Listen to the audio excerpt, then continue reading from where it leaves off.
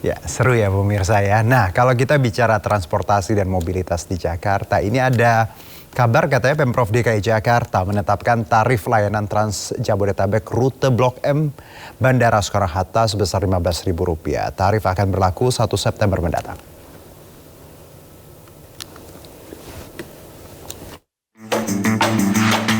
Mulai 1 September 2026, tarif layanan Trans Jabodetabek rute Blok M Bandara Soekarno-Hatta naik dari Rp3.500 menjadi Rp15.000. Penetapan tarif tertuang dalam Keputusan Gubernur Nomor 685 Tahun 2026. Pihak Dishub DKI mengklarifikasi bahwa tarif baru tersebut bukanlah kenaikan, melainkan penetapan tarif resmi setelah sebelumnya layanan masih berada dalam masa uji coba.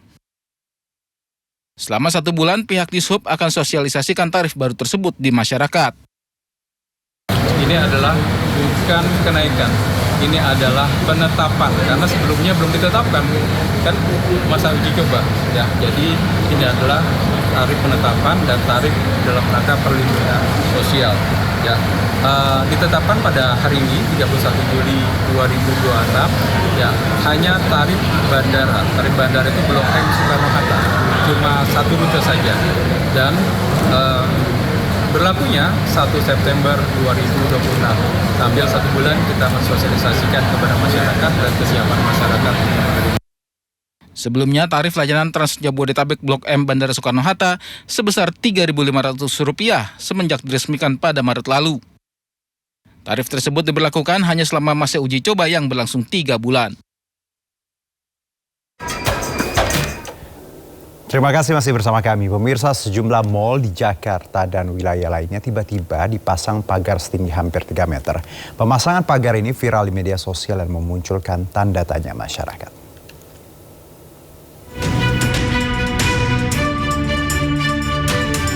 Pagar setinggi sekitar 2,5 meter terpasang di salah satu mal di kawasan Jakarta Selatan. Pagar terpasang tepat di dekat pintu masuk utama mobil di Jalan Raya Kasablanka. Saat ini pagar besi yang terpasang baru sepanjang sekitar 100 meter. Pagar didesain khusus dengan bagian atas menyudut dan lancip. Tidak hanya di Jakarta, salah satu mal di Bekasi, Jawa Barat juga memagari malnya. Seperti yang terjadi di mal di kawasan Pekayon Jaya, Bekasi, Jawa Barat. Terlihat pagar logam cukup tinggi memagari setiap sisi bangunan. Menanggapi banyaknya mal yang tiba-tiba memasang pagar, Polda Metro Jaya mengaku belum menerima pemberitahuan terkait adanya aksi massa yang diduga melatar belakangi pemasangan pagar pada sejumlah mal. Terkait tentang pagar, dalam situasi Kamtibmas, sampai saat ini Polda Metro Jaya masih belum menerima surat pemberitahuan terkait tentang aksi yang ada.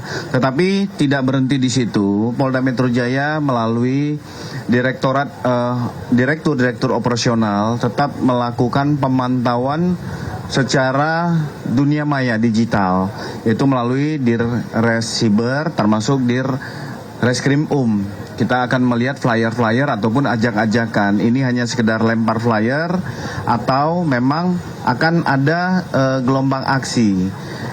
Kami juga akan berkoordinasi dari analisa perkiraan intelijen terkait tentang situasi terkini. Tetapi perlu kami sampaikan bahwa situasi sampai saat ini masih bisa dapat dikendalikan. Polda Metro Jaya juga mengaku sudah melakukan mitigasi awal apabila ada kelompok-kelompok yang mencoba membuat kerusuhan dan situasi tidak aman. Kendati demikian, Polda Metro Jaya kini meningkatkan patroli berskala kecil hingga besar di wilayah penyangga ibu kota Jakarta. Tim Liputan iNews melaporkan. Ya, menanggapi fenomena mal dipagari, Gubernur DKI Jakarta Pramono Anung meminta pihak mal tidak melakukan tindakan antisipasi yang berlebihan. Sementara penasihat khusus Presiden bidang komunikasi Hasan Nasbi meminta publik tidak berspekulasi liar. Kaitan dengan pemasangan pagar, saya juga mengamati mungkin bagian dari kekhawatiran, tetapi nanti pada saatnya pasti saya akan minta untuk pagar-pagar itu dilepas kembali. Karena kekhawatiran yang berlebihan juga tidak baik. Dan saya sebagai Gubernur Jakarta, koordinasi dengan TNI, Polri, aparat penegak hukum lainnya, kami akan menjaga Jakarta. Mudah-mudahan Jakarta selalu aman, nyaman.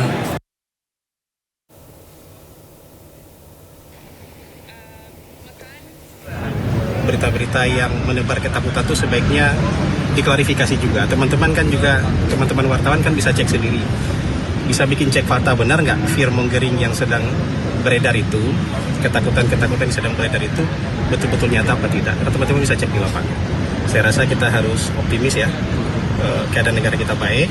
Sekarang pemerintah juga sudah jalannya sangat cepat. Barusan juga diskusi dengan seratusan lebih pengurus Kadin dan komunikasi dua arah, tanya jawab dengan Presiden tadi, masukan-masukan mereka sangat konstruktif, diterima dengan baik oleh Presiden, dan nggak ada alasan buat kita nggak maju kan. Jadi yang fear mongering itu teman-teman cek di lapangan ya. Saya rasa nanti teman-teman bisa menemukan itu benar nggak sih. Setelah ramai di perbincangan publik terkait pemasangan pagar tinggi, pihak mal akhirnya buka suara. Menurut pihak mal, pemasangan pagar bukan untuk menghalau aksi massa seperti yang diperbincangkan, melainkan demi memberikan kenyamanan dan keamanan bagi pengunjung.